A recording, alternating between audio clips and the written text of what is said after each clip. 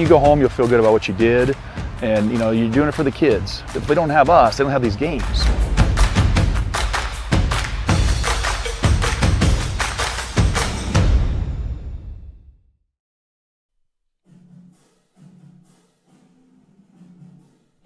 Postseason basketball coverage on Centennial Digital is driven by Freedom Tire and brought to you by these generous local businesses.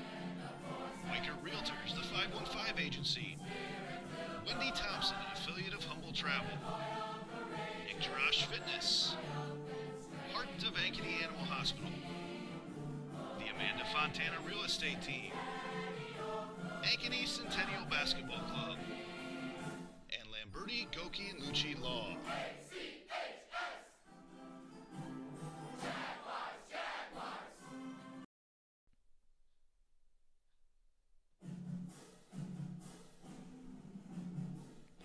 Postseason basketball coverage on Centennial Digital is driven by Freedom Tire and brought to you by these generous local businesses.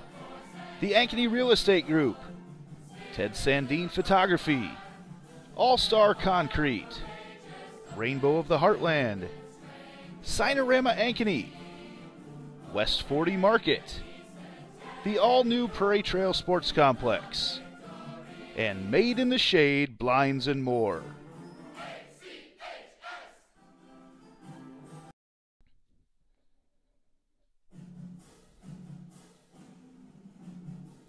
Postseason basketball coverage on Centennial Digital is driven by Freedom Tire and brought to you by these generous local businesses. The Iowa Rush Soccer Club, Knockerball 118, 72 Degrees, The Comfort Company, Alter Trading Corporation, Fiscus Jewelers, Joe Bennett Homes, Summit Family Dental, and Lincoln Savings Bank, member FDIC.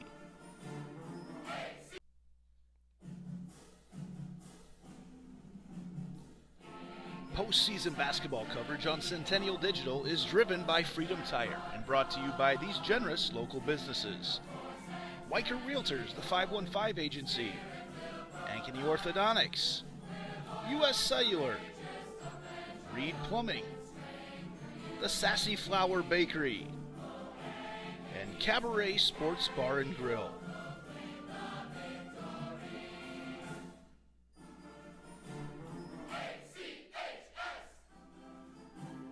So when an athlete walks into Nick Fitness, the one thing we want them to know is that this is a phenomenal community. We have the best coaching, we have the best technology, we have the programming that can help them succeed. So whether it's trying to get on JV for the first time, going to that next level on varsity, going from a second string to an all-state player, we have the tools, we have the programming and the coaching in order to take each individual to their next level.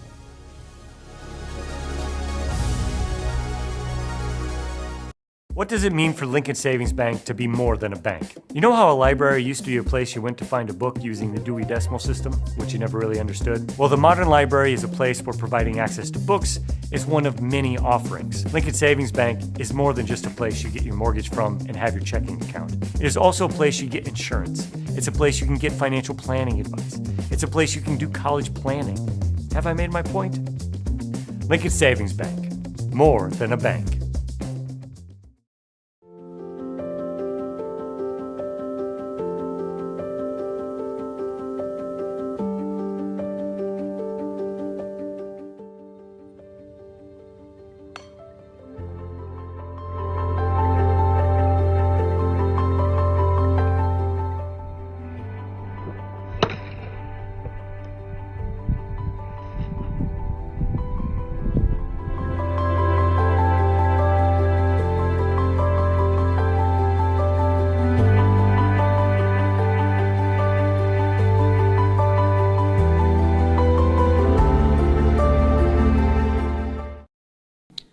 Postseason basketball coverage on Centennial Digital is driven by Freedom Tire and brought to you by these generous local businesses.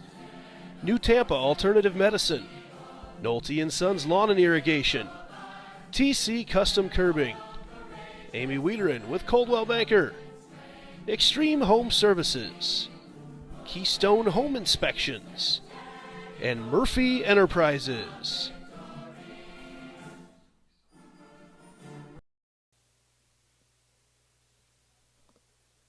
Good evening and welcome to Centennial Digital on the Central Iowa Sports Network, driven tonight by Freedom Tire. Today and always, our pregame show is brought to you by Signorama Ankeny.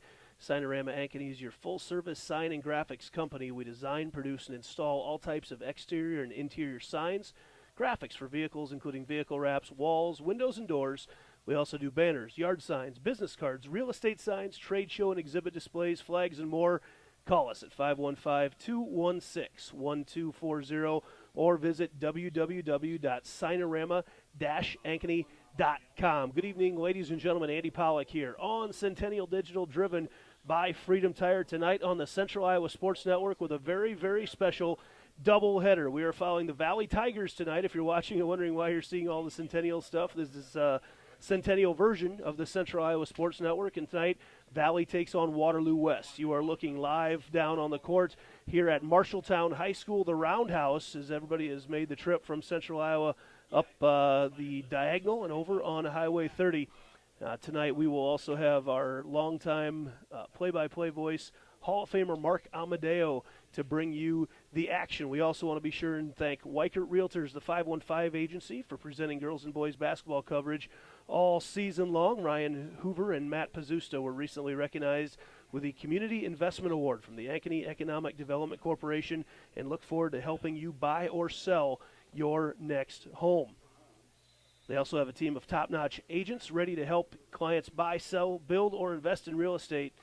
And also check out their state-of-the-art office up by Costco on the northeast side of Ankeny. Also tonight, want to be sure and thank, with this being the postseason, thank Restonic Mattress, made in Toledo, Iowa, and available at quality retailers throughout Iowa, supporting dreams since 1928. And, of course, tonight, the Iowa Youth Rugby Association. The boys' season starts tomorrow with tournaments starting at the end of the month. Check them out at iayra.org to see how many athletes from sports like basketball, football, wrestling, and soccer pick up the game very quickly and earn many of the college scholarships that are available. With this being a postseason game tonight, and the Valley Tigers, the reason we're covering them tonight is I made one phone call quick to Athletic Director Brad Rose this weekend as soon as I found out about the doubleheader, and within 30 seconds he let me know that, yes, the Valley Booster Club would cover the fees to get this done, so they did it, as well as quality traffic control with a variety of products to meet your needs, and the flexibility to meet any contract, qualitytrafficcontrol.com. We're going to take a quick break and be back with a Hall of Famer, the voice, Mark Amadeo, to start with our starting lineups right after this on Centennial Digital, driven by Freedom Tire.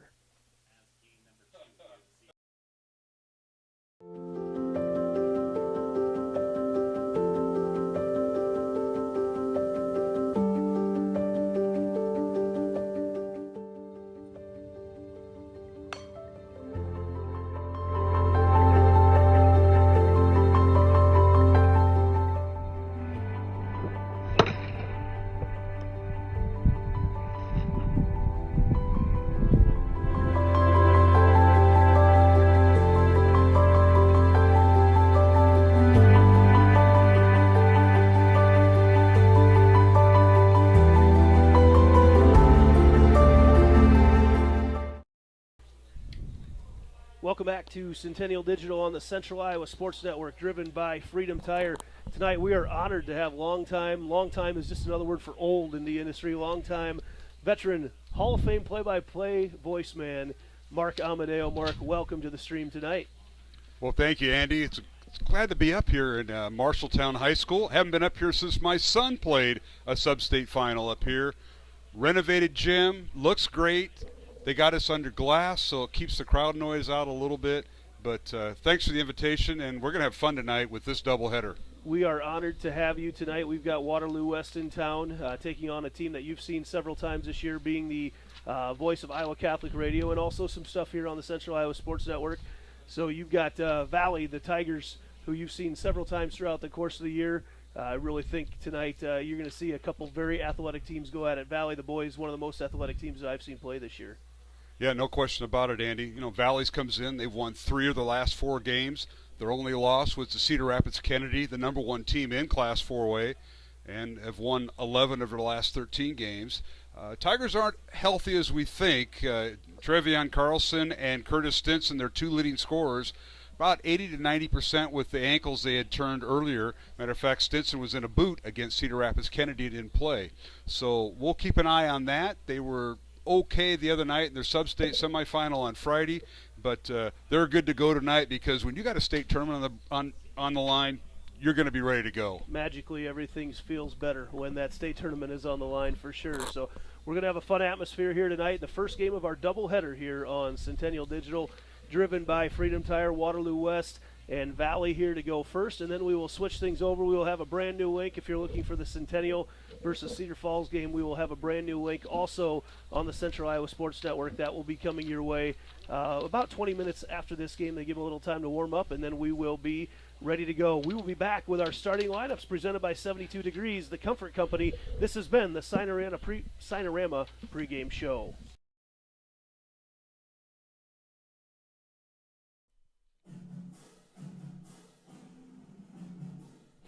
Postseason basketball coverage on Centennial Digital is driven by Freedom Tire and brought to you by these generous local businesses.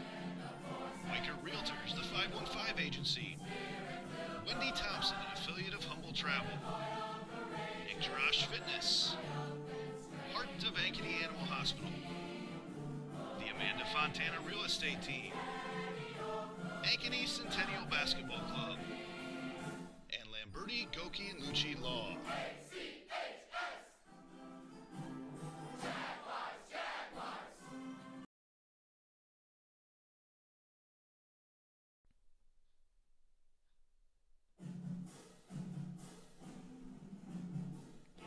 Postseason basketball coverage on Centennial Digital is driven by Freedom Tire and brought to you by these generous local businesses.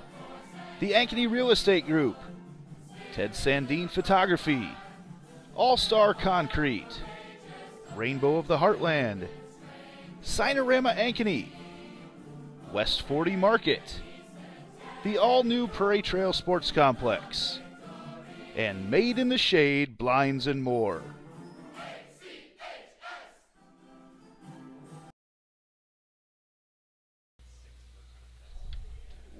Welcome back to Centennial Digital, driven by Freedom Tire, where we will have our starting lineups coming up here shortly. Normally we would go to our public address announcer, but I don't think we're going to be able to hear him up here tonight. So, Mark, I don't know if you got starters yet or not, but we can kind of go through. Perfect. Mark's on top of things, as always. So these are our starting lineups here, brought to you by 72 Degrees. 72 Degrees, the Comfort Company, and it doesn't look like many changes on both sides based on what your looks that you had beforehand. That is correct. No sudden changes from head coach of West Waterloo, Cliff Baranobis. Everything's the same. We'll start with them. They are the visitors on the scoreboard, Andy. West Waterloo comes in with a record of 17-5, and they've come in winning 4 of the last 5 games and 13 of 17, and they're part of that Mississippi Valley Conference. And they'll start 4 guards and a center, and we'll start with their first guard, Samarian Anderson, a 6'1 senior averaging 14 points. He's also the leading rebounder with 5.5. He'll wear number 1. The second guard is Jalil Manigo, a 6'3 sophomore, average 8.5 points, leads the team with 6 rebounds, and he'll wear number 3. The third guard is Keaton Lees Demas, a 6'1 senior averaging 8.5 points. He'll wear number 4. And the fourth guard is Keyshawn Pendleton. He's their leading scorer, a 6'1 senior, averaging 16 points and leads the team with 3.5 assists. And the guy in the middle, Joe Hudson, is their captain. He's a 6'5 sophomore, averaging 5.5 points, and Hudson will wear number 24. So it'll be Anderson, Lees Demias, Pendleton, along with Manigo and Hudson, the 5 on the floor to start for Waterloo West. Again, their head coach is Cliff Baranobis in his 8th year, 97 wins, 76 losses, assisted by Ben Barnett and Derek Slater. And again, they come in averaging 59 points on offense, giving up 54.5 points on defense, does Waterloo West. The Warhawks with the record of 17-5, Andy. That has been our starting lineups, brought to you by 72 Degrees, the Comfort Company. We're going to take a moment. Valley starters. You want those too? Go ahead. Yes, sorry. I'm running the board tonight as well. Oh, that's so we're right. keeping You're doing everything going. Yep. All right, let's take a look at the Valley Tigers. The head coach is B.J. Windhorst in his 10th year at Valley, 183 wins, 50 losses. The Tigers come in with a record of 17-5, and they've won 3 of their last 4 games and 11 of their last 13. They'll start at one guard. Kiki Dang, a 6'4 sophomore, leads the team with 30 made threes. He averages just under 10 points and leads the team with 35 steals. He'll wear number 2. The other guard is Zay Robinson, a 6-foot sophomore, averaging 11.5 points, and he'll wear number 4. The third guard is Trevion Carson, a 6'3 sophomore, averaging 9.5 points, leads the team shooting 89% from the free throw line, and Carson will wear number 14. And the fourth guard, is Curtis Stinson Jr., 6'4 sophomore, averaging 13.5 points, which leads the team, 6 rebounds, leads the team, and 3.5 assists, which leads the team. He'll wear number 30. And at center for Valley, Trevin Urak, a 6'8 sophomore, averaging 9.5 points and 7.5 rebounds, and he leads the team with 28 blocks. He'll wear number 52. So it'll be Dang, Robinson, Carson, Stinson, and Urak for Valley. They come in with a record of 17-5, ranked 4th in Class 4A, averaging 63.5 points and 52 rebounds. That is the tale of the tape, Andy. Perfect timing. We're going to take a quick break and be back with the opening tip right after this on Centennial Digital, driven by Freedom Tire.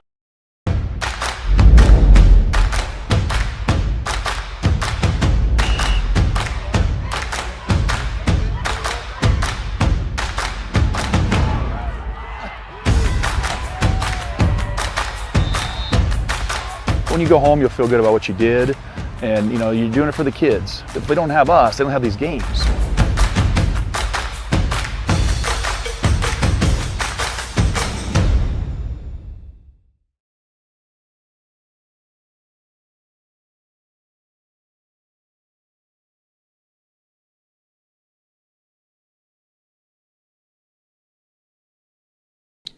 Postseason basketball coverage on Centennial Digital is driven by Freedom Tire and brought to you by these generous local businesses. New Tampa Alternative Medicine, Nolte & Sons Lawn and Irrigation, TC Custom Curbing, Amy Wiederin with Coldwell Banker, Extreme Home Services, Keystone Home Inspections, and Murphy Enterprises.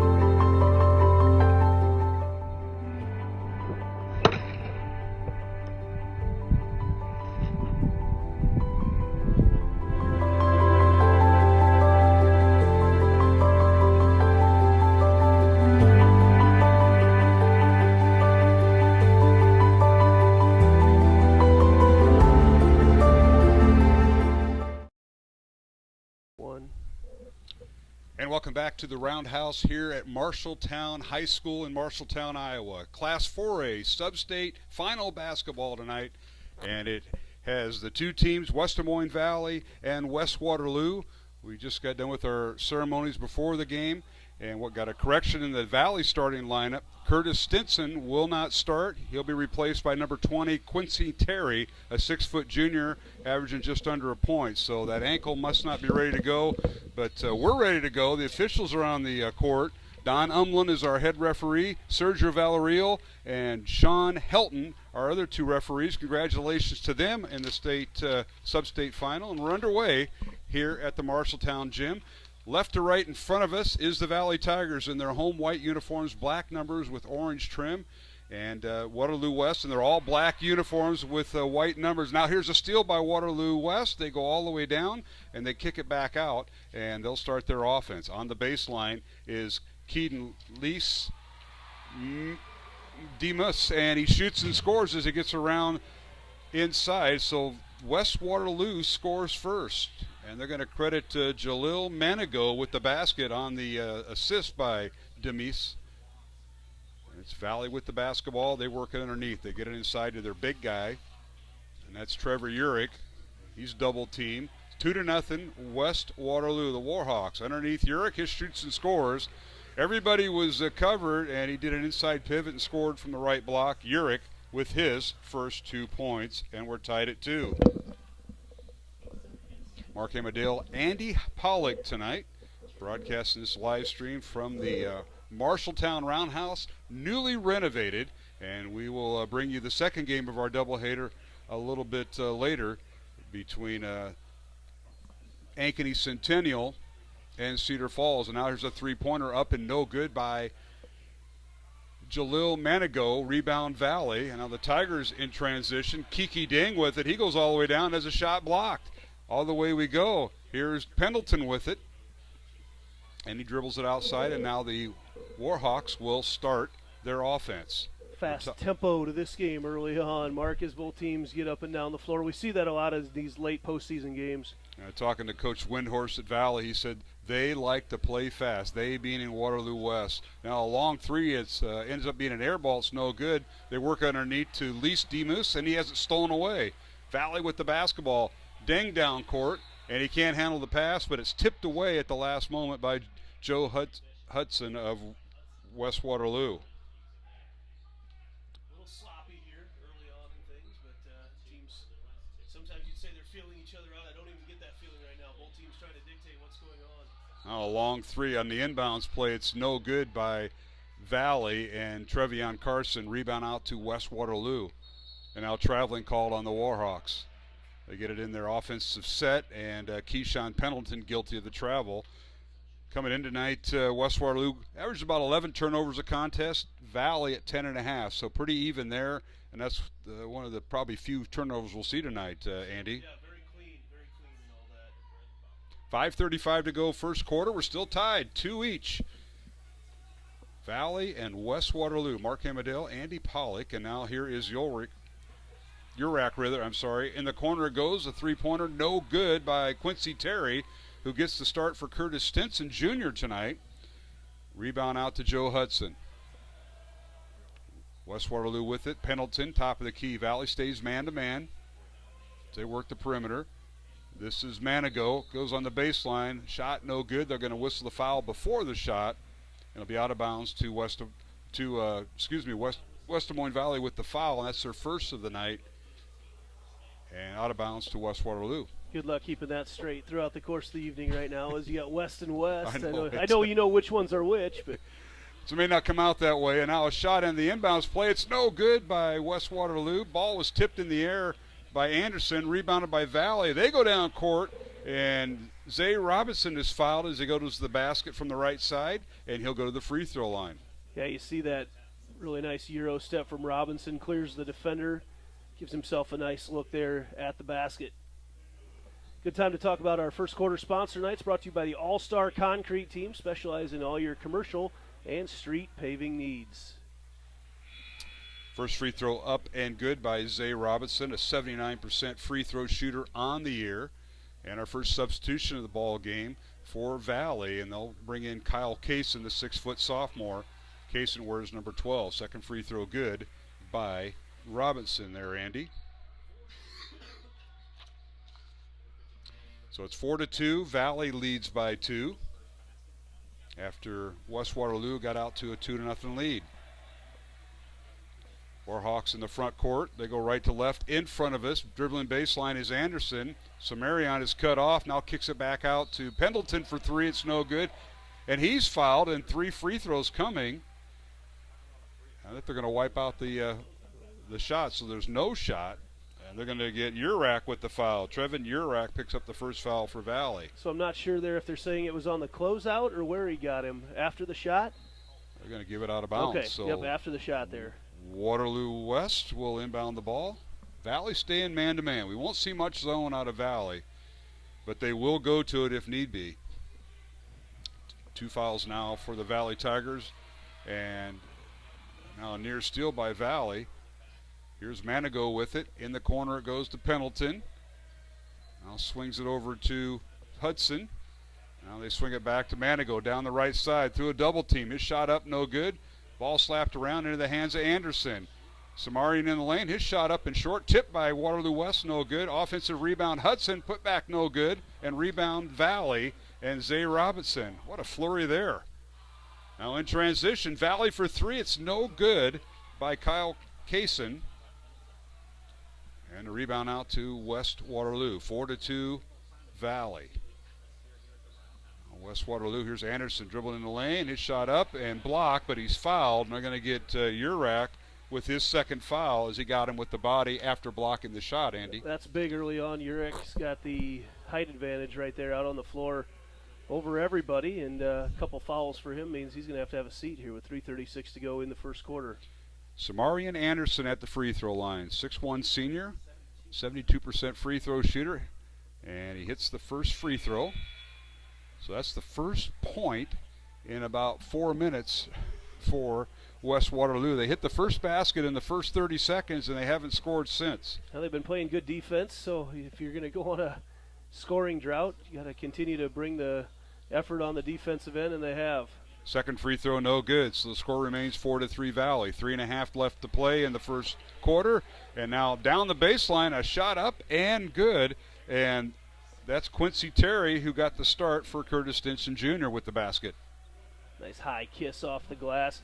Different angle probably to watch a game from than a lot of fans are used to right now. We don't get to get this high up in a lot of gyms in Central Iowa. All right, West Waterloo with the basketball. Pass nearly stolen by Chuck Eberly, who's in there for Valley. Epperly is a 5'9 senior.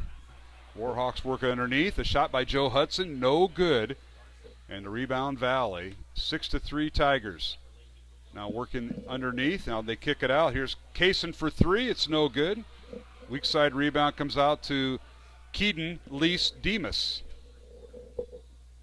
And now here's Pendleton with it. They work underneath, and a shot up, and it's blocked, but a foul called on Valley, and that'll be Marcus McGregor who checked in for Urak, and he picks up the first foul. So 3 fouls in the post for the Valley Tigers, and free throws coming for Keaton Lease Demus. And that's where we thought there might be an advantage for Valley down low with the size that they've got, but Pendleton, no hesitation to keep pounding that ball right down low. Got several fouls now, like you said, 3 on the post players for Valley.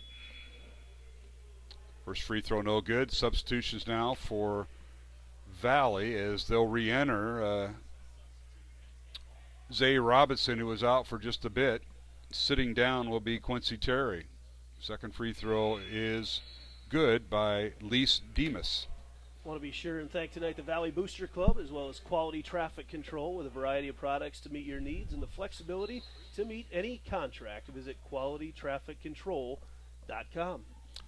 6-4 is our score. Valley with the lead over West Waterloo. The winner moves on to the boys state basketball tournament next week at Wells Fargo Arena in downtown Des Moines.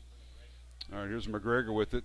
Top of the key now. It's Robinson. Zay looking for a pass or someone to pass to, and now they get it on the baseline. A shot up and good. The basket is good, and the foul is on West Waterloo as Chuck Epperly got loose on the baseline there, Andy. And Epperly will get a chance for an and one. So the foul will be on Yari Gonzalez, his first. And the free throw good by Epperly. That's only his 5th free throw of the year. He's 5 for 5 at the line. And all of a sudden, Valley by 5, 9-4 over West Waterloo. And a guy that they'll probably call upon to do a little more scoring tonight than normal with Stinson on the bench. All right, here's West Waterloo on the offensive end, and now a skip pass over to Joe Hudson is tipped out of bounds by Valley with 20 on the shot clock. And I think that's the first time I've mentioned the shot clock tonight, Andy. I was just about to say the same thing. Usually I take the first opportunity about the shot clock to share a little bit about how it's new to Iowa high school basketball this year for fans watching from out of state. And first time in a 4A sub-state final we've seen a shot clock. There we go, history every time. Now a turnover by Waterloo West. Here is Robinson all the way down. His shot up, and it's no good. They're going to wipe it off. A offensive foul on Zay Robinson of Valley, and that'll be his first. That's a good job by Pendleton. Hustled all the way back. One of those situations that if it is a college game where you have the halo, probably does not get that whistle. But in high school, good call as he got back and got set. No such thing as bad call, right, Mark? Yeah, that's right. Shunsir Wortham, a 6'4 junior, number 40, checking in. And, folks, we could see as many as 9 players for each team get into this contest. West might even go 10 in their rotation. So It almost seems like a hockey match when they start interchanging players. West Waterloo with the basketball, trailing by 5. Minute and a half to go here in the first quarter. Now a little scoop shot up, no good, and a rebound Quincy Terry and Valley. And now here's Kiki Dang underneath. His shot too strong, no good, but the offensive rebound, Zay Robinson, and he puts it through for his 4th point.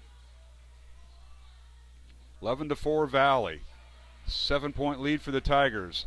And now West Waterloo on the offensive end. They missed a shot. Down court comes Terry. In the corner goes for 3, and it's no good by Epperly, and a rebound West Waterloo. You know, as I look out at things, Mark, I think we might have a number change that they didn't let us know. Is 20 Stinson out there playing right now? And now a reverse layup, up and good. There could be. That does not look like. That was Manigo with the last basket. Yeah. That's his 4th point, but that could be. That doesn't look like. That looks a lot like. It's tough to tell. That looks a lot like Stinson, though. And if it is, that's good news, as it could be a number change. And now it is. We've been verified. That is Stinson. 20 okay. is Curtis Stinson Jr. So Terry did not get the start. It was Curtis Stinson wearing number 20. And now we got a whistle and a foul on Samarian Anderson. That's his first. Team foul number 3 on West Waterloo. Valley with 5 team fouls. Valley with the basketball. This is Trevion Carson, number 14 in the lineup. Back out to Robinson. 30 seconds on the game clock, 23 seconds on the shot clock. Now underneath is Trevion Carlson, kicks it back out for Stinson for 3, and it goes over the backboard and out of bounds, which becomes a dead ball. And it'll be West Waterloo basketball with 20 seconds remaining in the first quarter, and the Tigers of West Des Moines Valley leading by 5. Walking the ball across the timeline is Keyshawn Pendleton, the 6'1 senior. Gets a ball screen from Shanshir Wortham. Now Wortham gets the pass underneath, kicks it back out, and we got traveling on Wortham. So turnover by West Waterloo, and Valley will have 4 seconds, leading by 5. Inbound the ball, and now they take it down court. Here is Robinson all the way in the corner for 3. It's up, and they're going to wipe it off. Basket is good, but they're going to wipe it off as it came after the horn sounded. So we've come to the end of the first quarter here at Marshalltown in our boys Class 4A sub-state first round game, and it is Valley 11 and Waterloo West 6. Mark Amadale, Andy Pollock, and we'll return to the Marshalltown gym after these messages. Postseason basketball coverage on Centennial Digital is driven by Freedom Tire, brought to you by these generous local businesses. Waker Realtors, the 515 agency. Wendy Thompson, an affiliate of Humble Travel. Nick Fitness. Heart of Ankeny Animal Hospital. The Amanda Fontana Real Estate Team. Ankeny Centennial Basketball Club. And Lamberti, Goki, and Lucci Law.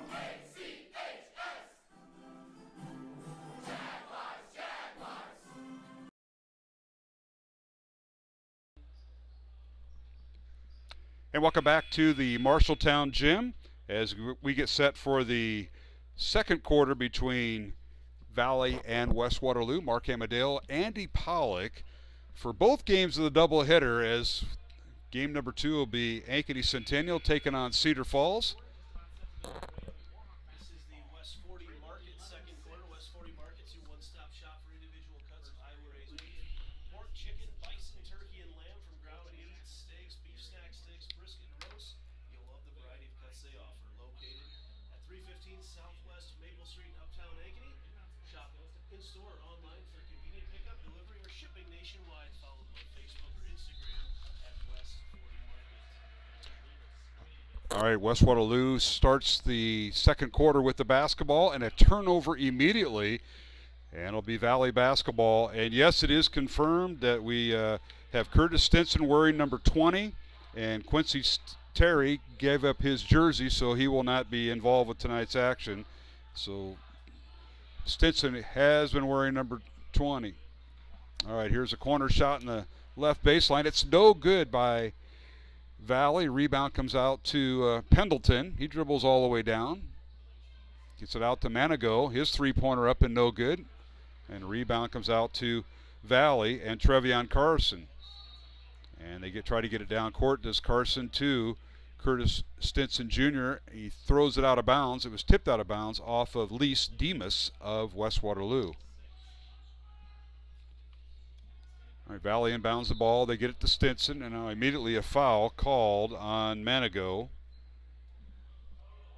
And on Jalil Manigo, that'll be his first foul.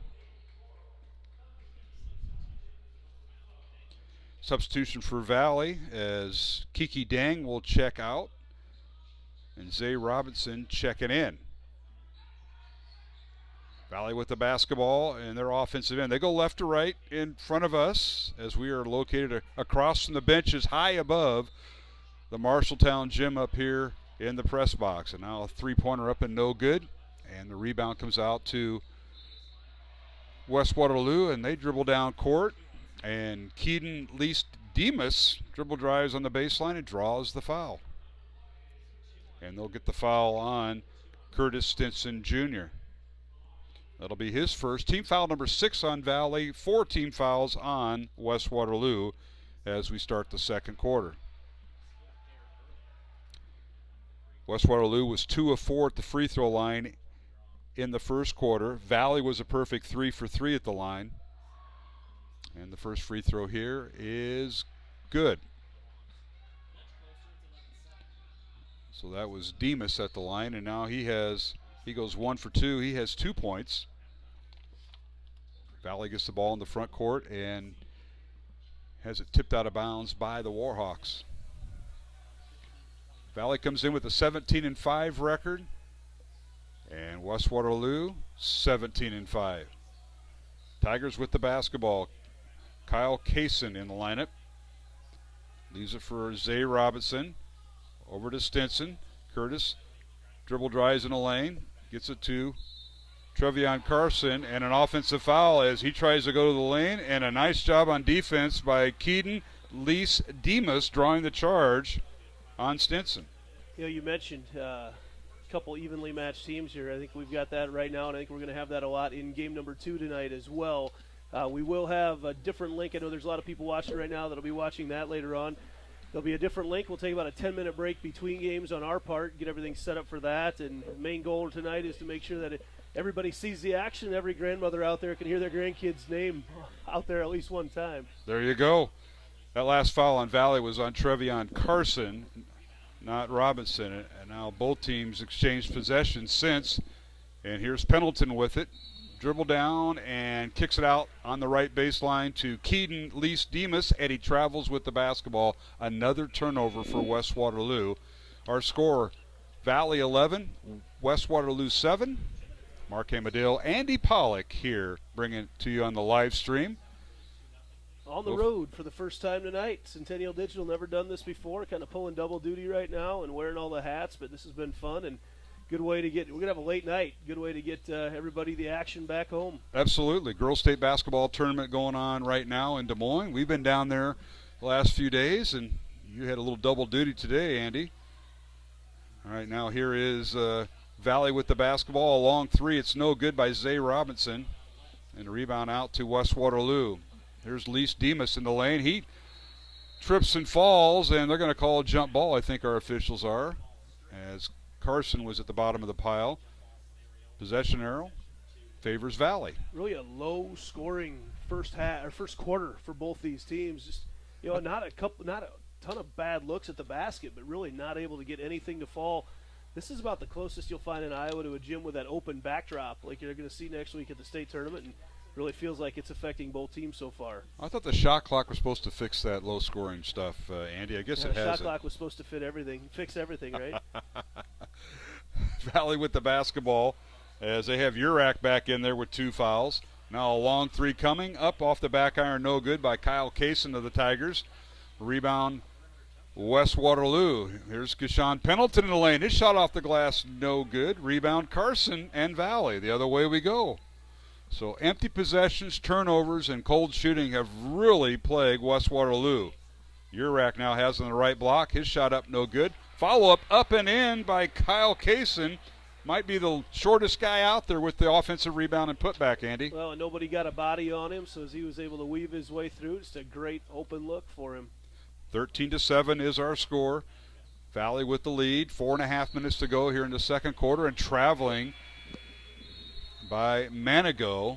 Jalil Manigo, the 6'3 sophomore, attacked the glass, but he picked up, I think he drug his pivot foot or didn't establish one. As he went to make his spin, that ball came up and he was just hanging on it too long. A move that probably in a few years in the NBA you can get away with, but not at the Iowa high school level. All right, Curtis Stinson dribble drives up. Kiki Dang back in there. Valley running their little rotation with their guards, little weave. This is Epperly in the lane. Inside it goes to Dang. His shot up and no good. Drew the foul, and he'll get 2 free throws.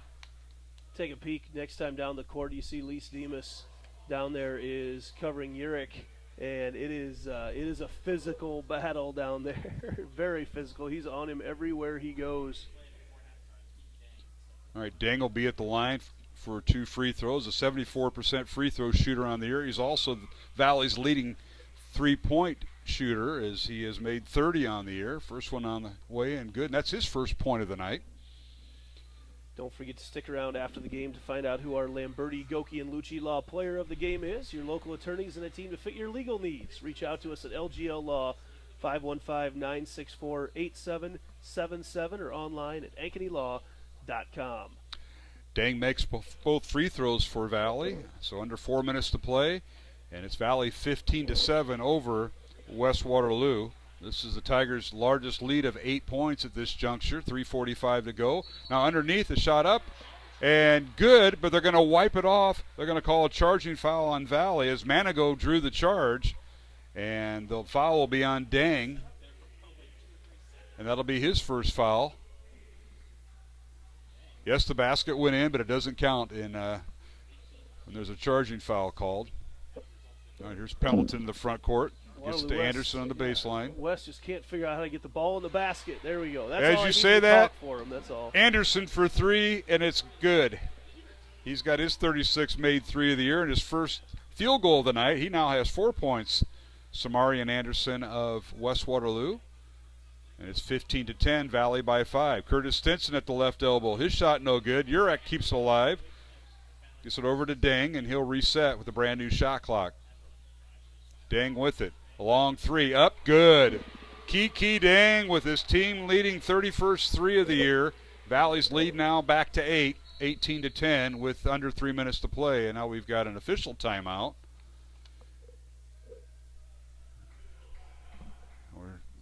We're too far up to figure out what happened, yeah, Andy. it looked like it might have been blood, but they let him stay in the game. So substitutions now for Valley. Urek will go out. Trevin Urek, the 6'8 sophomore, out. And checking in will be Marcus McGregor, the 6'4 sophomore, who already has a foul. Waterloo in the lane. And dribble driving is Manigo. His shot with the left hand, no good. Offensive or defense rebound Valley. And now in transition, Dane can't get off the shot. It was blocked. But Robinson comes away with the rebound. Here's Dang for 3, right wing, no good. And the rebound, Joe Hudson. West Waterloo with the ball. Here's Pendleton all the way down. Layup good with the reverse layup over Stinson. Did a good job avoiding the contact. I think he was going to have a tough time finishing that one if he went into Stinson. Staying with that right hand allowed him to go around him. Pendleton with his first 2 points of the ball game, and he had his West Waterloo's leading scorer. 2:10 to play, second quarter, 18-12. Valley with the lead, and now a turnover by the Tigers. Is McGregor guilty of the travel? So far with our doubleheader coming tonight, the way the game's been called has allowed us to move at a pretty quick clip. A good tempo to this game. Just a really tough time putting the ball in the basket. West Waterloo with the basketball. Keyshawn Pendleton, their leading scorer, launches a 3. It's off the mark, no good. Rebound, Trevion Carson. Outlet pass, Valley the other way, and here's Stinson Jr. with the basket. The assist goes to Kiki Dang. But what about that behind-the-back pass from Stinson at half court as well? Stinson to Dang back to Stinson. Stinson Jr. with his first 2 points of the night, and it's 20-12 Valley. Now in the lane, Anderson, pull-up jumper, good. Rolls through. Anderson with his 5th point. Or check that, his 6th point. And it's 20-14 Valley over West Waterloo. Minute 20 to play in the second quarter. Here's Stinson Jr. with it. Gets it over to Dang on the right wing. Top of the key to Robinson. Now to Stinson Jr. coming off a ball screen by McGregor. Now a long three by Trevion Carson is good. That's his 30th three of the year and his first 3 points of the night. The way that ball just kind of got set in the hoop, it was like he just reached out and let it drop right down through. Beautiful ball movement by the Valley Tigers. 23-14, Tigers by 9. That is their largest lead of the night. Here's Anderson with it all the way down. His shot no good. And rebounded by Curtis Stinson Jr. The other way we go with Valley with the basketball. 30 seconds on the game clock. 25 seconds on the shot clock.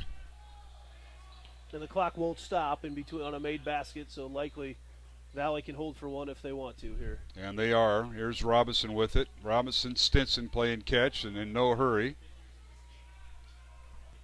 We got a special halftime guest, Andy, while we're waiting for time to roll off the clock. Here's Trevion Carson for 3. It's no good. Ball slapped around and a shot clock violation on the Valley Tigers. And the shot went in that he took off, but they can't count it because the horn went off, and they had already stopped it, but the horn went off. And that's exactly what Coach Baranobis of West Waterloo is saying. Now our 3 officials getting together. It's a tough break. They just cannot add that. The whistle had blown, so they can't add that 3-point shot. Right. Don Umlin, Sergio Villarreal, and Sean Helton, 3 officials from the Quad Cities, and they're getting together now. And I think you're right. They're going to put 3 seconds on the clock. It is a shot clock violation, and the basket won't count. And what a bad break for Waterloo West. They made the 50-footer. He made it. And they're going to inbound the ball underneath.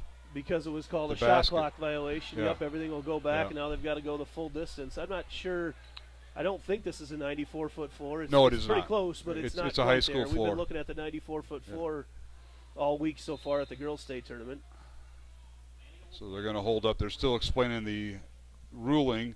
And as Andy mentioned, West Waterloo got the ball off the rebound and launched a 80-foot shot, we'll call it. It went in, but they had a shot clock violation, and now they're just trying to figure out where to inbound the ball, which they did, and explaining that to the head coach, Cliff Baranobis, in his 8th year at West Waterloo. Now they inbound the ball. Half-court shot is no good, and we've come to halftime here at the Marshalltown Roundhouse with the score. Valley Tigers 23, West Waterloo 14. Alongside Andy Pollock, Mark Amadeo, and I got to look at my producer here. Do we keep it? What are you doing? We'll take a break. We'll be back with the Lincoln Savings Bank halftime show right after this. So when an athlete walks into Nick Drosh Fitness, the one thing we want them to know is that this is a phenomenal community. We have the best coaches. Postseason basketball coverage on Centennial Digital is driven by Freedom Tire, brought to you by these generous local businesses. Waker Realtors, the 515 Agency. Wendy Thompson, an affiliate of Humble Travel. Nick Drosh Fitness. Heart of Ankeny Animal Hospital. The Amanda Fontana Real Estate Team. Ankeny Centennial Basketball Club. And Lamberti, Goki, and Lucci Law.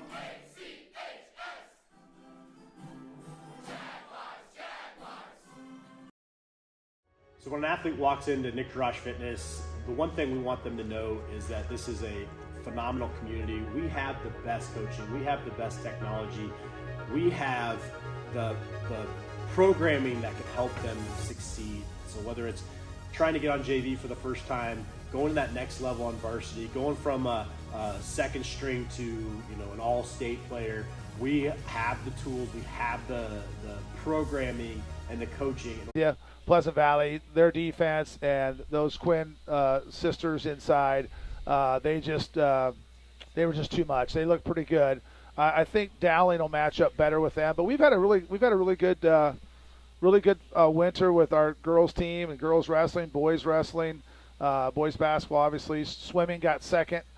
Boys swimming got second. So bowling, both teams had a nice year. So it's amazing. It feels like it was just yesterday, but boy, it's been a long winter. But we've had some really good performances by teams and individuals. Well, you certainly have. And speaking of wrestling, I know your longtime wrestling coach has decided to retire, and the search is on to replace him, whether in-house or out of house. And what a career he had. Yeah, Travis Young is as good a person as he was successful coach. He's going to stay on and still teach a little bit and help us in some other sports, but he's got a couple grandkids now, and he's earned the right after 26 years as a head coach, 31 overall, working at Valley. He's so well respected around the state. It's going to be difficult to replace him, but we feel like we're an attractive school to come to, and we'll have a lot of people interested in that job. We're visiting with Brad Rose, the athletic director at West Des Moines Valley, here at halftime of the Class 4A Sub-State Final, and it's Valley leading at halftime 23-14 over West Waterloo. And Brad, you got the floor here, and we got listeners that are back in West Des Moines and Central Iowa. What else is going on inside the halls of Valley you want to mention? Oh man, I just feel like it's always something going on. You know what I mean? But a lot of good things happening. Our show choir just got back from Cincinnati at a national tournament, and they did extremely well. So talented. We've got over 5 different bands performing now over the winter. We just had our orchestra jazz orchestra performed at Woodward, and we had our other bands out at Sally's Poke this weekend. And we've just track has started. Everybody around the state has got track going. Of course, we're trying to close out the girls' state tournament. Hopefully, the boys can make it and get there next week. And then we're gearing up for working on soccer schedules and baseball and softball. We'll be seeing you behind the plate before we know it. But it's a just Valley. Don't let your head coach know that. Yeah, Valley's a fun place to be.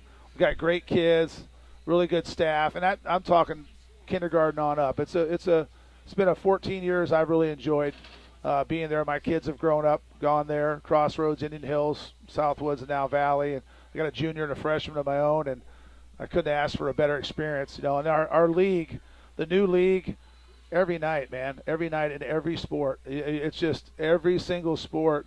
And I mean, you wait, the spring won't be any different. I mean, this CIML we're in, it's, you look at that girls. I looked at the other day, we had 7 of our 9 losses came to semifinal teams this year that are in the semis right now at girls basketball. I was like, those aren't terrible losses. Yeah, the new 9-team CIML, everybody plays each other twice. That didn't usually happen, and boy, does that make you better and ready for this type of environment, the postseason. And we've got some great wins, and it also teaches you that Tuesday nights are important. You kind of get used to Friday nights being the night to gear up, Well, that's great. And by the way, every time I'm a visitor at Valley, I feel welcome. And what a promotion you put on. I can speak for softball. They have a lot of fun out there with giveaways, and I don't know if these cards they're giving away have expiration dates on it. I think these giving away old cards. Is that true? No, we give away hot dogs all the time. And I will tell you, this is all seriousness. We do appreciate the great officials that we get, and you're one of them. And we do appreciate that. These guys tonight are doing a great job. They did a good job handling that little mess there at the end of the half. Yes, they did. They blew the whistle. The one guy blew the whistle accidentally, and that's the only thing you could do is restart it underneath. And if that had happened to us, I'd have been upset too because you made a 3, but at the same time, he owned it. I think you just got to go with it, right? Brad, thanks for coming up. Thanks for all you do and getting this put on for us today. You bet. All right. Once again, our halftime score, Valley 23 and West Waterloo 14. Andy Pollock will rejoin me here in the second half, and we'll take a break. Postseason basketball coverage on Centennial Digital is driven by Freedom Tire and brought to you by these generous local businesses. New Tampa Alternative Medicine, Nolte & Sons Lawn and Irrigation, TC Custom Curbing, Amy Wiederin with Coldwell Banker, Extreme Home Services, Keystone Home Inspections, and Murphy Enterprises.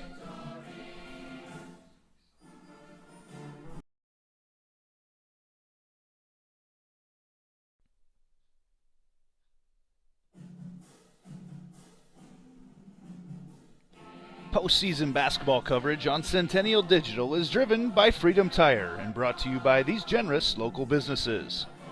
The Ankeny Real Estate Group, Ted Sandine Photography, All-Star Concrete, Rainbow of the Heartland, Sinorama Ankeny, West 40 Market, the all-new Prairie Trail Sports Complex, and Made in the Shade Blinds and More.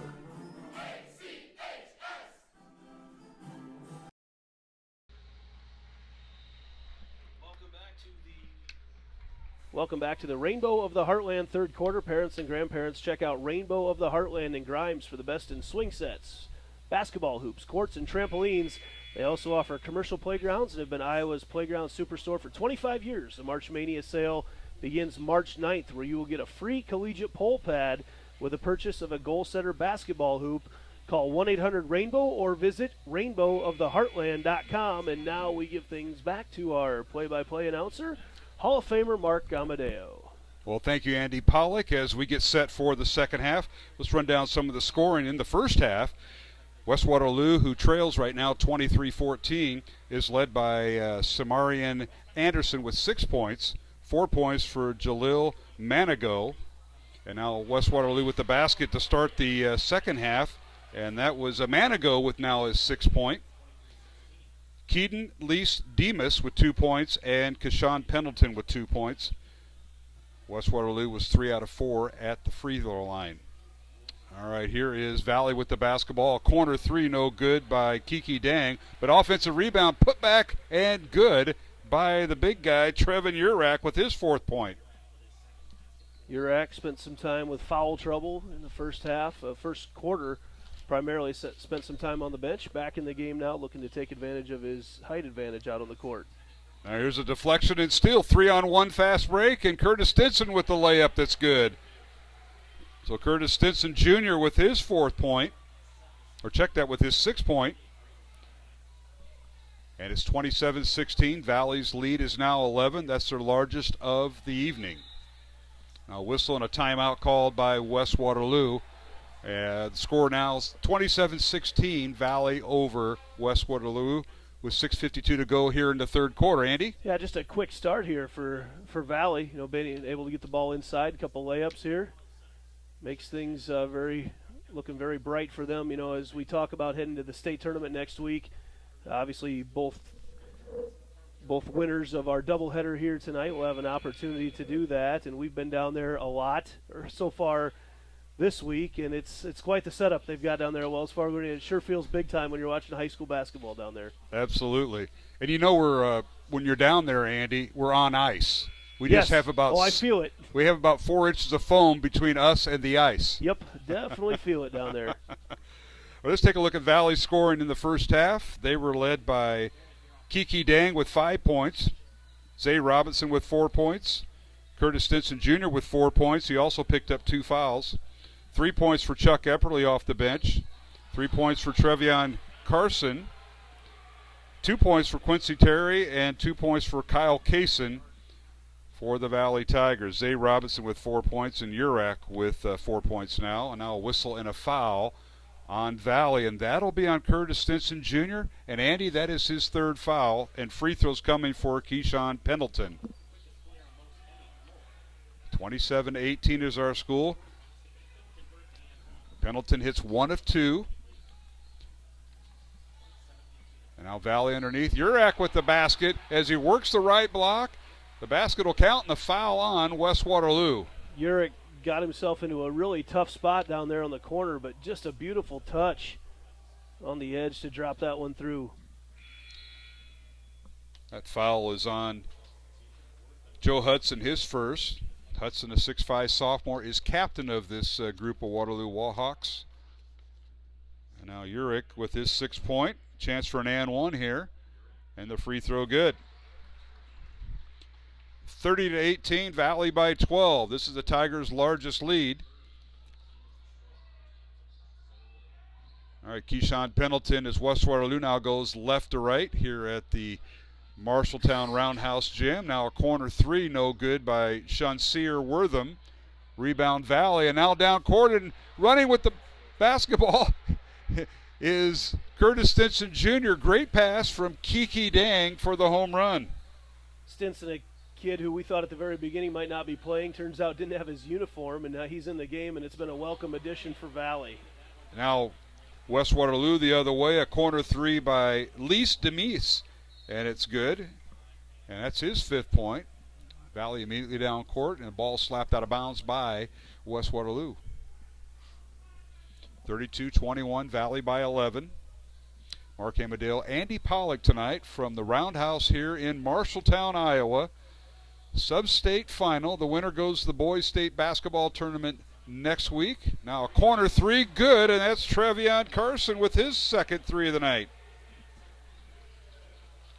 When Valley's shooting, they can really be tough.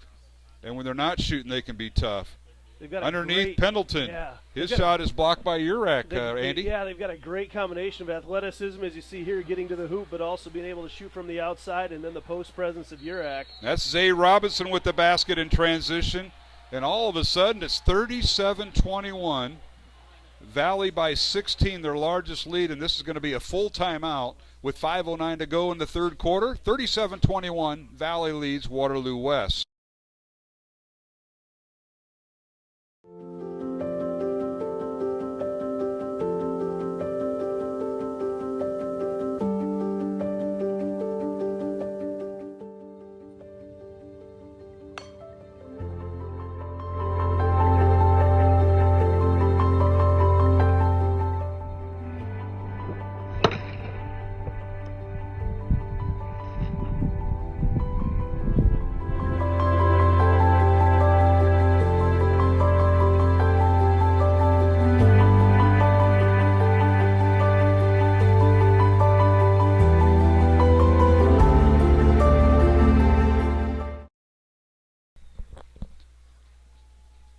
And welcome back to the Marshalltown Gym, the Roundhouse as it's called.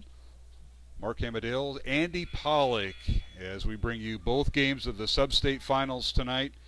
Right now, Valley leading West Waterloo 37-21 with 5:09 left to go in the 3rd quarter. Our next game will be Cedar Falls and Ankeny Centennial.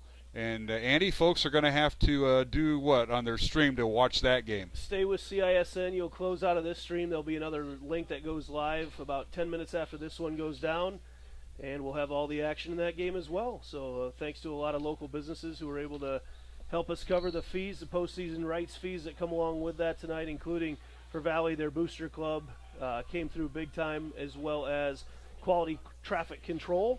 A variety of products to meet your needs and the flexibility to meet any contract. Visit qualitytrafficcontrol.com. All right, West Waterloo with the basketball, trailing by 16, and they force a foul. Zay Robinson picks up his 2nd foul, the 2nd team foul of Valley. But now a steal by the Tigers. They get the ball down court. They reverse the ball on the perimeter, and looks like West Waterloo's going to stay in that 2-3 zone. Here's Curtis Stinson on the baseline. He kicks it out now. Inside it goes to Urak, and his shot up and good. He went right around his defender, Samarian Anderson, and shoots and scores. That is his 7th point here in the 3rd quarter, his 9th point in the game, Andy. As Anderson went down with the contact, that made it a wide open look there for Urak. Now Anderson the other way, he went right into Urak. Valley gets the rebound off the missed shot, and they lead their intended receiver a little too long, and that was Kiki Dang. Really nice crowd starting to fill in right now here as well for game number 2. See the Cedar Falls and Waterloo West. We'll call it the Highway 20 crowd over on the far side. We've got the Valley fans, the Central Iowa fans, Valley and Centennial underneath us right now, and should be a fun atmosphere tonight. We don't get to experience quite as much of it way up here in the glassed-in press box. But That's still, right. Still a very neat atmosphere here at the huge Roundhouse in Marshalltown. All right, Chuck Upperly in the Valley lineup. He wears number 10. As the Tigers with substitution. This is Anderson on the baseline. Reverse layup good. He went right around Urak for the basket. Samarian Anderson with his 8th point. 39-23 Valley. 3:40 to go, 3rd quarter. As this game is at the neutral site, the Roundhouse in Marshalltown. And now Valley guilty of the travel, and I think they got Epperly as they were doing that dribble weave, and Epperly may have hung onto the ball just a step too long. That's tough. I mean, you're catching the basketball, and you got to get dribbling right away with a full head of steam, and it's not a pass, it's a handoff. All right, here's Joe Hudson with the top of the key for West Waterloo. Gets it to Manigo, who's back in. Underneath, dribble driving is Lise Demas, and his shot up and no good. And we got a whistle and a collision and a foul. The foul will be Hudson. Is it Hudson or? Yeah, they got Hudson for it. His second.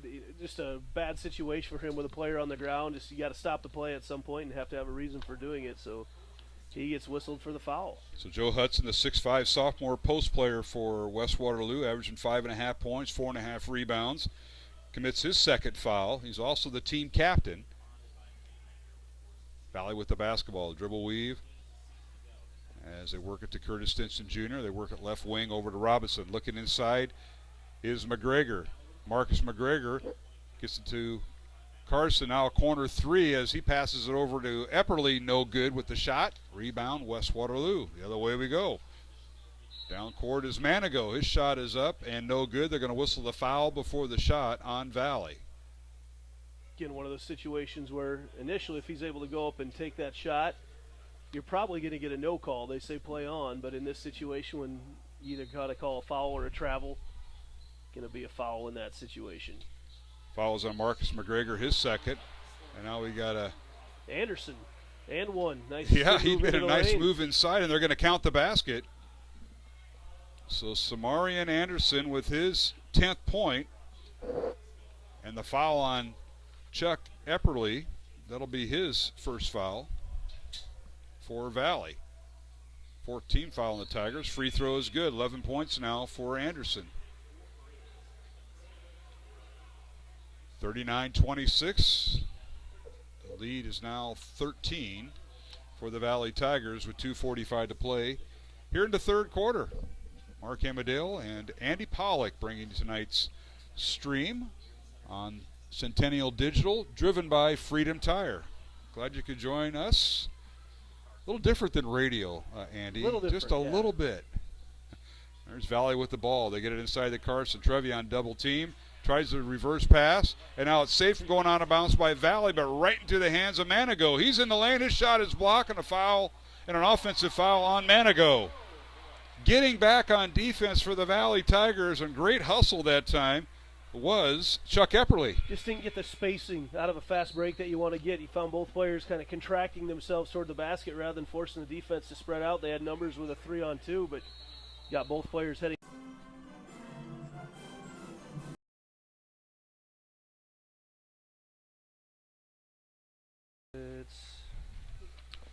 Welcome back to the Roundhouse here in Marshalltown, Iowa, the site of tonight's Class 4A sub-state final doubleheader.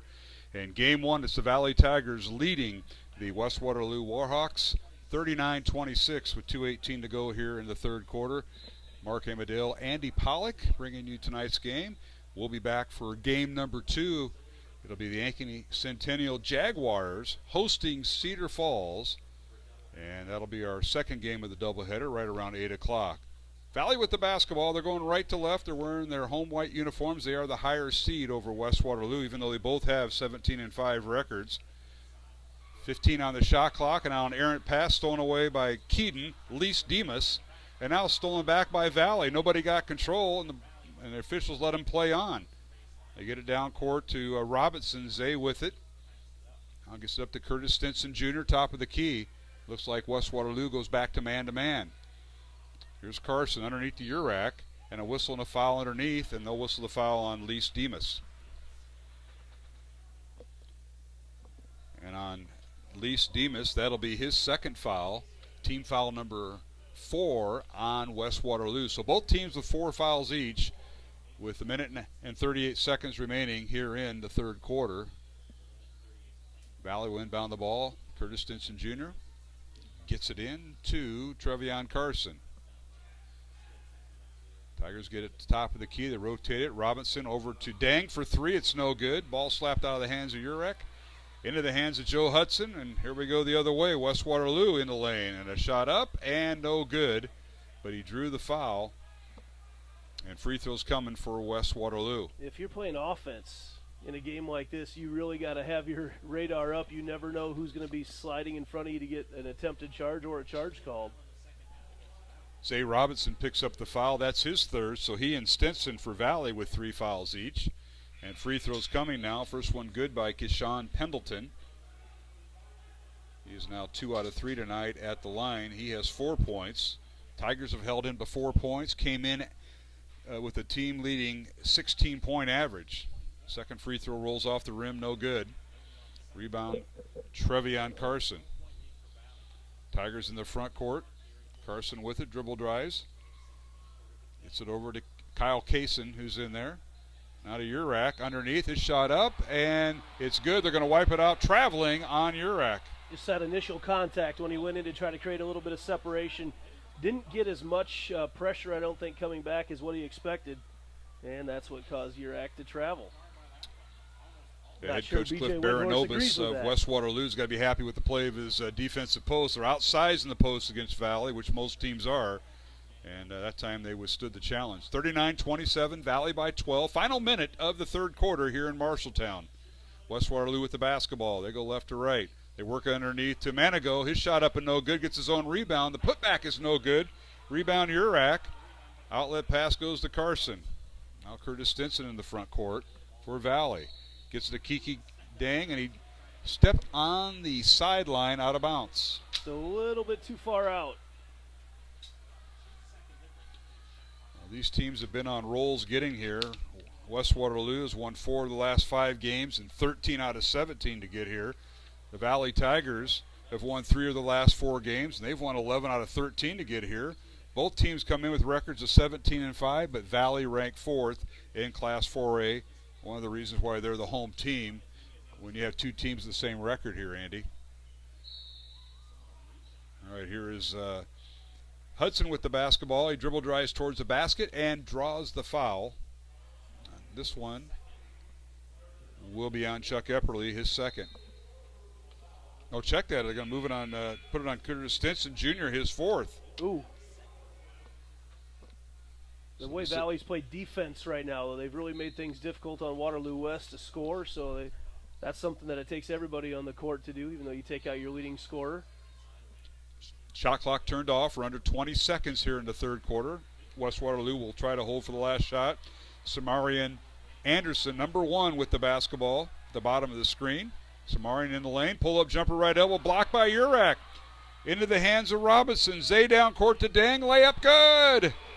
Kiki Dang with the basket at the buzzer. He has 7 points, and all of a sudden Valley now goes in through 3 quarters, leading 41-27 over West Waterloo. We'll take a break as you're listening to tonight's Boys Class 4A Sub-State Final on Centennial Digital, driven by Freedom Tire.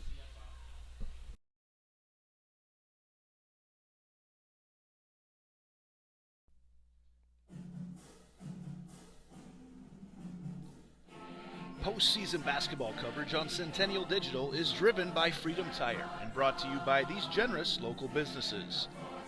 Weicker Realtors, the 515 Agency, Ankeny Orthodontics, U.S. Cellular, Reed Plumbing, the Sassy Flower Bakery, and Cabaret Sports Bar and Grill.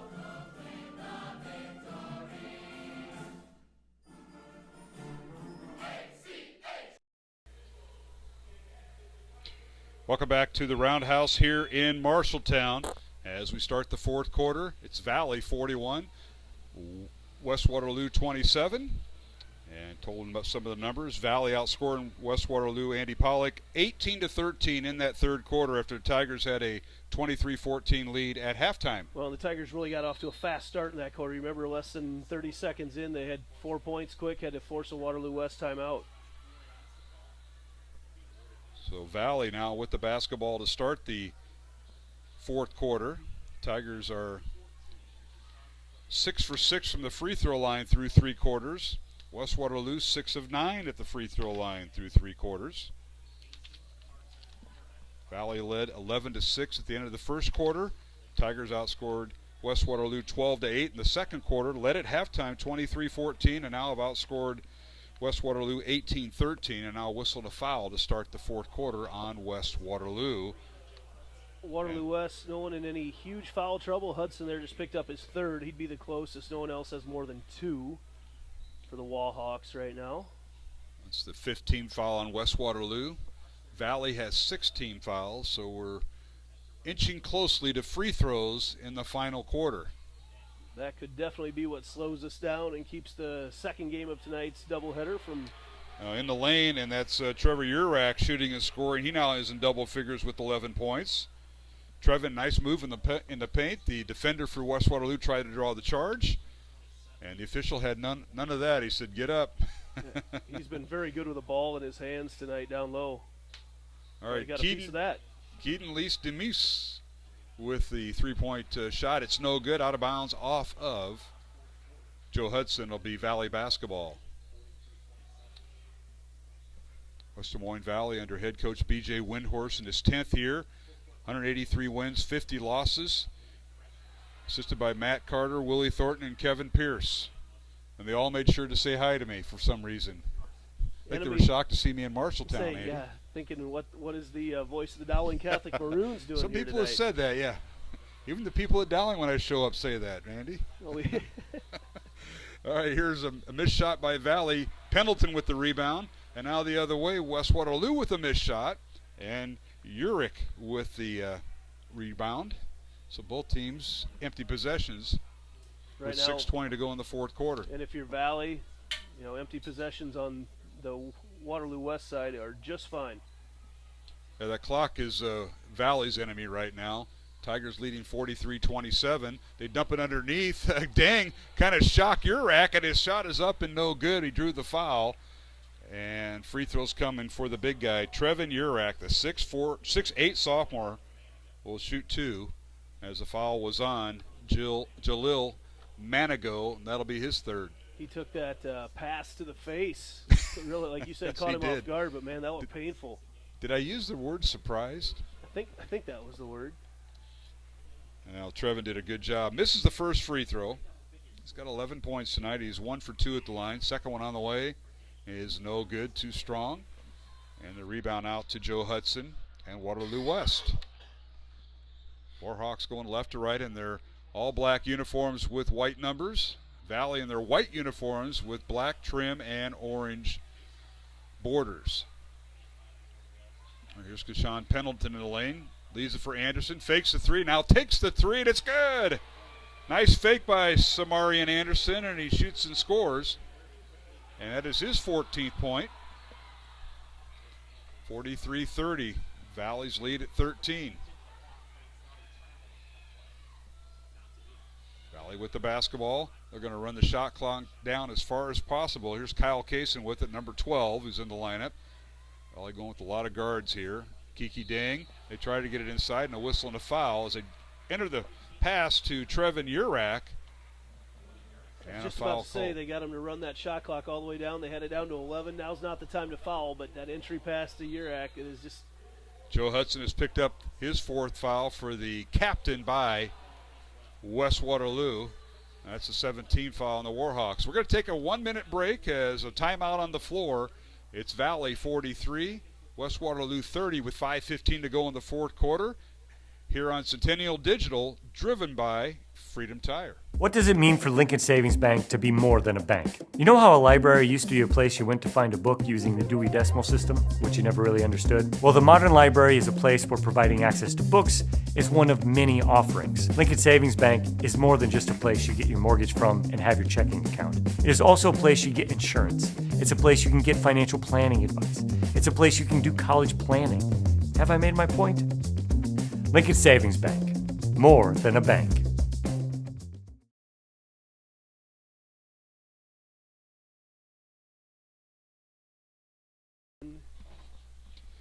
And welcome back to the Roundhouse here in Marshalltown. Boys Class 4A Sub-State Final, which means winners tonight move on to the Boys State Basketball Tournament next week in Des Moines at Wells Fargo Arena. Now, Class 4A, the quarterfinals begin on Wednesday, semifinals Thursday, and the finals on Friday next week. Just to want to make sure your calendar is up to date, Andy Pollock. And after that, as someone with kids in high school yet, we start spring break, so everything's ready to go. That is correct. A busy couple weeks. That is correct. For some of you, it's spring break. I call it college softball. Sure, which that's already started, correct? You done any games yet? No. No games yet. Okay, I didn't know if there's anything. There are obviously games nothing up here, but I know there's games being played. There are games being played, but I am not involved as of now. Both free throws no good by Urach. He's missed his last now 4 in a row, but Valley gets the rebound. 43-30 is our score. Tigers by 13. They've led by as many as 16 tonight. Now they work underneath. Urach with the head fake and a shot up and good. The basket will count, and Urach back to the line. What a strong move by Urach with his 13th point. Really strong move, and he's going to have shot 5 free throws here now in about the last minute of action. That foul was on Jalil Manigo. That's his 4th foul for West Waterloo. 8th team foul on the Warhawks. Valley with 16 fouls. Now Urich trying to break an 0 for 4 slump and hits the free throw. He is now 2 out of 6 of the line tonight, and he's got 14 points. It just makes this comeback for the Warhawks a lot more difficult right now. Underneath, Anderson's shot is no good. Urich with the block, and now an uncontested layup and a slam dunk by Zay Robinson. That's his 8th point. And it's 48-30, Valley by 18, their largest lead of the night. See the Valley student section going nuts there off that big dunk. Now inside, Keyshawn Pendleton with the shot. It's blocked by Valley's Urach, and a whistle and a foul. And a whistle to foul on Trevion Carson, his 2nd. 4.5 minutes remaining, 4th quarter. Valley Tigers 4.5 minutes away from punching their ticket to the boys state basketball tournament next week. The Valley girls advanced and lost in the quarterfinals yesterday at Wells Fargo Arena. It's been a good fall into winter for the Valley Tigers athletic program. Talk about football and volleyball at state. Now girls, and it looks like the boys obviously need to finish that off, but well in control right now. Now whistle and a foul on Anderson of West Waterloo. That is his 3rd foul, and team foul rather, number 9 for the Warhawks.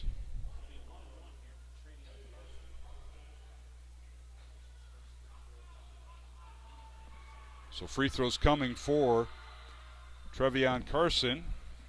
As you mentioned, Andy, a 1-and-1 hits the first free throw. Valley was 6 for 6 to the line going to the 4th quarter, and then Urach missed 4 of his first 5 in the 4th quarter. So much for that. 2nd free throw no good by Carson. A rebound, West Waterloo. Well, the legs can come into play too as you're that's true. Tired towards the end. And now a long 3 by the Warhawks, no good. Ball tipped up and no good. Rebound Valley. Tigers in the front court. There's Robinson with it. Zay, outstanding wide receiver for the Valley football team, and really a different guy since I saw him earlier in the year. He takes it all the way to the hole and scores. Just look at the confidence he's playing with right now. He's got everybody spread out, no one able to help.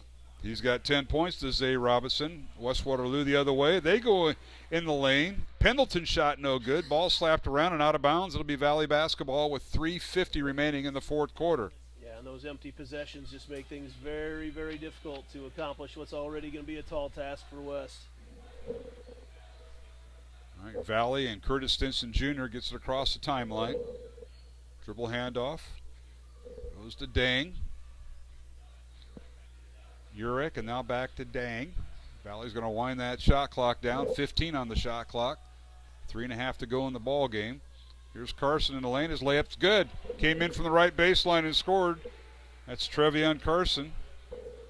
And I got him for 9 points. I know we've got a ton of people watching tonight. We want to thank, first of all our Centennial Digital boosters. You see the three-point shot that goes in there, but thank our Centennial Digital boosters as well as tonight the Valley Booster Club to get this game going, including quality traffic control, a variety of products to meet your needs, and the flexibility to meet any contract, qualitytrafficcontrol.com, and visited their website earlier today.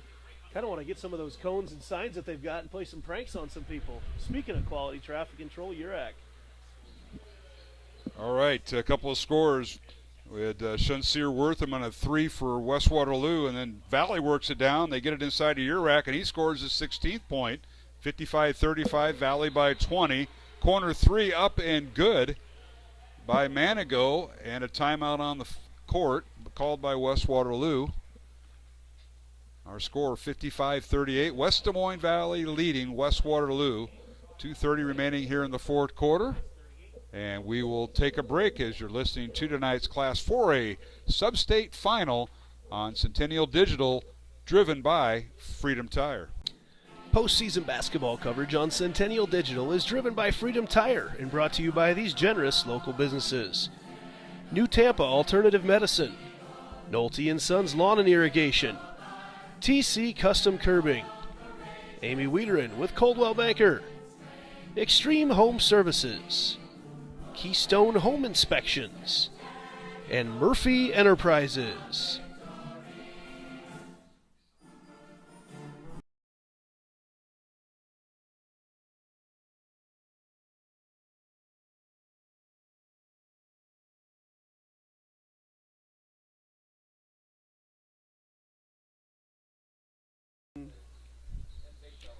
And welcome back to the Roundhouse here in Marshalltown, Iowa, on a cold winter's night, the very final day of February.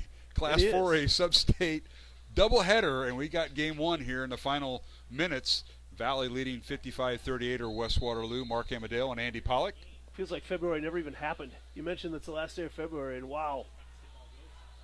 March Madness about ready to turn that page. Timeout was called by West Waterloo. They have 2 remaining. Valley has 3 remaining timeouts.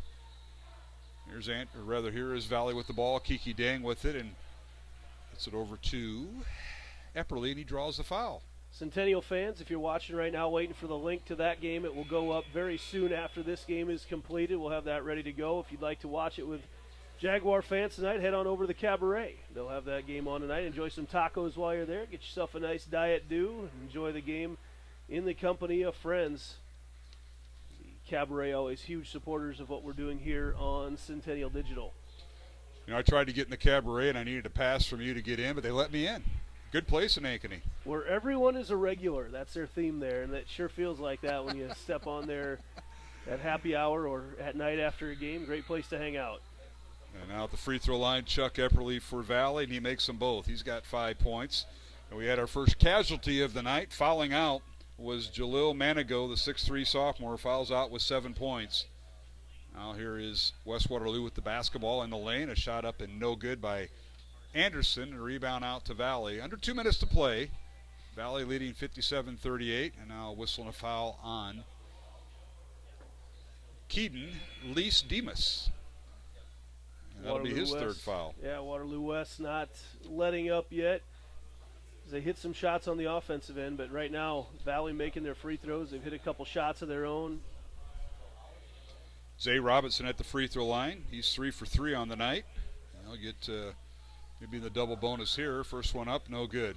Yep, they gave the announcer's jinx to him. Yeah, don't even say it, Pollock. Don't even say it. He can't hear through this glass. You've got the power. I don't have the power to do that. You've been doing this long enough that you've got the power to do that, although I found out yesterday that maybe there is a little bit of a jinx. I put something on Twitter before a girls' state game, and nice. They ended up getting beat, so I got to be very careful about that down the road. Didn't know I had that power yet. Thought I was too young. 1 for 2 is Epperly at the line.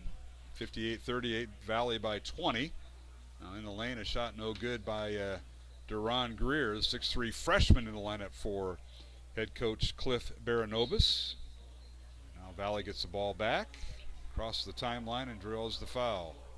2 free throws coming. Valley in the double bonus is that'll be over 10 team fouls on West Waterloo. Valley has committed 7. That last foul was on Keaton Lease Demas. That is his 4th. Good setting for a high school basketball game here tonight in Marshalltown, a place that I certainly have fond memories of growing up. We had a lot of sub-state games here up from Northeast Iowa. In fact, I got to check on my Falcons right now. The girls are playing at the state tournament today, right now, actually. Is that right? So I'll have to check in on that score at some point. It's always fun as you know it. Just as with your halftime interview, we found out. You get to meet so many people in this athletics line of work, either calling games, coaching, umpiring, a little bit all of the above in your situation. So just get to meet a lot of people, and there's a lot of good people. Sometimes you learn to not like a particular person because they're from a particular school, but man, you learn to. There are a lot of good people in this business right now. No question about it. Whistling a foul is a missed shot by West Waterloo. Rebound Valley, and a loose ball foul on Duran Greer, the freshman, with his first foul for West Waterloo. That'll send to the free throw line Kyle Kaysen, the 6-foot sophomore, who has 2 points tonight for Valley, and he'll get 2 shots here. With 1:20 remaining in the fourth quarter in Marshalltown. Now, the interesting thing here, Andy, I think, is since you have 4 teams coming into this juncture, this facility rather, in Marshalltown, you're going to have the transition of the 2 teams here and their fans, and the teams coming in, Ankeny Centennial and Cedar Falls. Yeah, you see a lot of the fans have already started to work their way in, but you're right. Hopefully they've got an order set to how to get everybody out and get everybody in. We were warned ahead of time that parking could be a little bit of an issue, but actually most fans that were coming to the game are probably here by now, so Correct. It's not going to matter anymore. Well, I appreciate you inviting me to do the broadcast tonight on Centennial Digital, driven by Freedom Tire. Radio's a little bit different than live stream. Of course, when we do the live stream, it's simulcast with the CISN folks. Second free throw good by Kyle Kaysen. He's got 4 points. The live stream holds you very accountable to what you talk and it's about. archived. All right, West Waterloo with the basketball, and they lose it. Devontae Scott, number 20 in the lineup. And now they're just going to rotate another player in for Valley. So the Tigers are getting their bench in. Isaiah Pinks, saw him on the football field, and the junior will get, I think, his first varsity action, if I have my notes here correct. So it'll be Isaiah Pinks, number 32. Kyle Kaysen remains in the lineup. Throwing the ball in will be DJ Lewis, the 6'1 senior, number 24 for Valley. As the Tigers now emptying their bench. Owen Westermeyer, number 54 in the post. Valley with the basketball right to left. Final minute of the fourth quarter. Tigers now in the lane, and that is Pinks, and he has the ball stripped away but picked up by DJ Lewis. Lewis in the lane, his shot no good, tip no good. And the rebound out to Devontae Scott, who has it stolen away, and now a slam dunk by DJ Lewis. And look at all those Valley starters over there pumping up Lewis. And Lewis got teed up right away after it. It's too bad. He can't hang on the rim. Made a motion towards the student section, made a motion towards the other players from West. So it's one of those situations here with 36.8 seconds left. Obviously, he's very excited. It's a power dunk. Just exploded off the floor, but unless they're protecting themselves, it wasn't hanging on. It was a motion that he made to the player after that. You can't do that, and that's probably more of an unsportsmanlike thing than a power dunk or lift or trying to do a chin up on the rim. So now the technical foul. Free throw being shot by Caden McConnell, and the first free throw is good. Good chance for McConnell to get into the playbook tonight. Caden, one of 4 seniors on this West Waterloo squad. 64-39 Valley. 36 seconds remaining here in the fourth quarter. Chance for the reserves to get in for both teams. West Waterloo with the basketball. With it is Torian Doss. Underneath, and a layup is good by Devontae Scott. Scott with his first 2 points. 64-41, Devontae, a 5'8 junior. Valley with the basketball. Here's Charlie Westermeyer, so the Westermeyer twins are in there. In the lane, a little Euro step by Pinks is good. How about that? Isaiah Pinks with his first points of the year, and it comes in a sub-state final. With about 5 seconds left, he got in. He also had an assist, though, earlier, too, on the slam dunk. 66-41, the Valley Tigers advance to the boys state basketball tournament in Class 4A, as the Tigers will play their first round game on Wednesday, was where the quarterfinals start. So they will have about 8 days off until then. Final score, Valley 66, West Waterloo 41. West Waterloo concludes their season with a record of 17 wins, 6 losses for head coach Cliff Baranobas, and he'll graduate 4 seniors from this club. For Valley, they'll move on to the boys state basketball tournament with a record of 18-5. And for BJ Windhorse, win number 184 while at Valley in his 10th year. So the Tigers move on as they've won 4 of their last 5 games. So congratulations to Valley, Andy. We'll keep it right here, Mark. Real quick, we'll close this game up as we will have to get set up for our next game. As you see the Tigers celebrating there at midcourt, but really a dominating performance tonight from the Valley Tigers as they came through, got out to that lead really to start kind of an ugly first quarter. Both teams struggled to put the ball in the basket, but Valley really flexed their muscles there the rest of the time. I thought they played outstanding defense, and this is a team with the athletes and the inside-outside presence that they could certainly make a run at next week's boys state tournament. So I think you finishing up some stats right there. Our stats tonight are brought to you by Iowa. Well, not in Ankeny tonight. We're in Marshalltown tonight, but it is open in Ankeny. The Fieldhouse at Prairie Trail Sports Complex. They offer boys and girls basketball tournaments, volleyball tournaments, and hit tracks leagues for softball and baseball. Visit prairietrailsc.com for details on tournaments, leagues, and other events in the Ankeny community. So, Mark, again, our final tonight, as you see on the screen, 66-41. Valley moves on to next week's boys state tournament. All right, let's take a look at some of the statistics tonight. We have the scoring, and we'll start with the visitors from West Waterloo as they conclude their season with a record of 17-6. And the Warhawks were led by Samarian Anderson. The 6'1 senior closes out his senior campaign with 14 points, leading scorer for West Waterloo. He was followed by Jalil Monago. He fouled out with 2:12 left to go in the fourth quarter with 7 points. Also with 7 points was West Waterloo's leading scorer, Keyshawn Pendleton, with 7 points. 5 points for Keaton Lease Demas. 3 points for Shunsir Wortham and Devontae Scott with 2 points. The Warhawks went 10 of 13 from the free throw line. For West Des Moines Valley, they were led by their big post guy, Trevin Urak, with 16 points tonight. He was followed by Zay Robinson with 10 points. 9 points each for Trevion Carson and Kiki Dang. And then rounding out scoring for Valley, Curtis Stinson Jr. with 8 points. 6 points for Chuck Epperly. 4 points for Kyle Kaysen. 2 points each for Quincy Terry and for DJ Lewis. And Isaiah Pinks got the final basket for Valley, and he finished with 2 points. As the Tigers were 6 for 6 at the free throw line. I need a calculator to do the fourth quarter free throws, and I'll just kind of spitball it here. They attempted 15 free throws in the fourth quarter. Urak missed his first 4 and then recovered. 5, 6. So they went 9 out of 15. They finished 15 of 21 unofficially at the free throw line, did the Valley Tigers. And we'll recap the scoring of quarters. Valley got out to an 11-6 lead at the end of the first quarter, and they outscored West Waterloo 12-8 in the second quarter. Valley led 23-14 at halftime. In the third quarter, Valley outscored West Waterloo 18-13.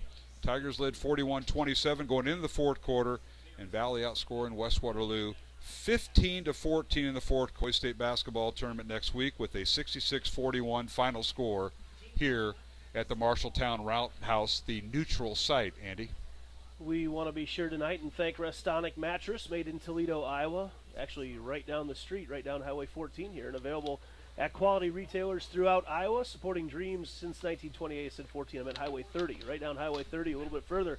You may get yourself to Toledo. And also want to be sure and thank tonight the Iowa Youth Rugby Association. The boys' rugby season starts tomorrow with tournaments starting at the end of the month. Check them out at IAYRA.org to see how so many athletes from sports like baseball, football, wrestling, and soccer pick up the game very quickly and earn many of the college scholarships that are available. Thank you so much tonight to the Iowa Youth Rugby Association for helping us get these streams on the air. So, Mark, we're going to go ahead and shut things down. There is 27 minutes on the clock. That means the game was 20, so about 20 minutes late tonight. We'll have the links shortly on Centennial Digital. You can come back here to youtube.cis. Actually, they just cut it down to 19 minutes on the clock. So we'll be back ready to go about 8:10 ready to go tonight with things. We'll be up a little bit earlier than that, but the game will start right around 8:10. Thanks, everybody, for listening. This has been Centennial Digital, driven by Freedom Tire.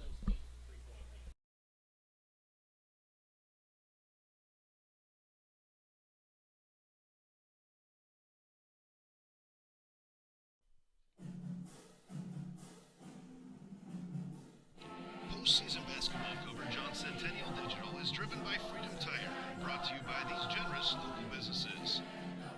Waker Realtors, the 515 Agency. Wendy Thompson, an affiliate of Humble Travel.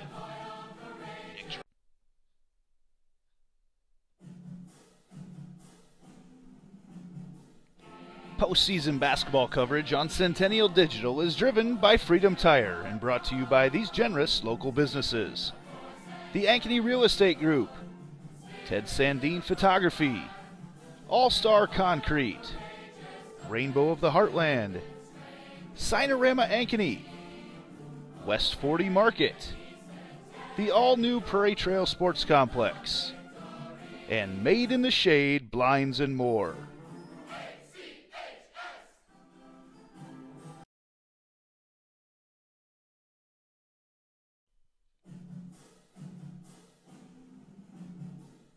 Postseason basketball coverage on Centennial Digital is driven by Freedom Tire, brought to you by these generous local businesses. Waker Realtors, the 515 Agency.